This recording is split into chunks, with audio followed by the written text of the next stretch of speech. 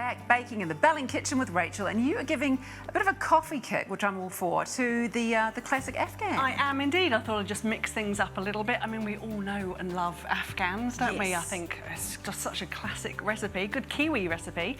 And I thought, why not change it up a little bit? Yeah. Put a bit of a caffeine boost into it. 200 grams of butter, half a cup of sugar. So not too much sugar in this one.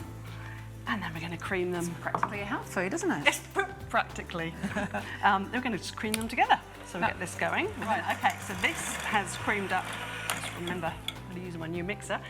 Creamed up nicely. We're going to add in some flour and cocoa powder. I've got 1.5 cups of flour. Not bothering with a sieve today. Right. And just a tablespoon of cocoa powder. Cream together the butter and the sugar and added in the flour and just a tablespoon of cocoa powder. Right. Then I've got 2 teaspoons of just instant coffee granules here and just a little bit of boiling water. Just give it a, oops, dig out my teaspoon. Quickly dissolve it. There you go. Can you stir that? I can do that. I can do the dissolving. Sure. Right, you're going to pour that in. So thank you very much. More or less dissolved. Near enough.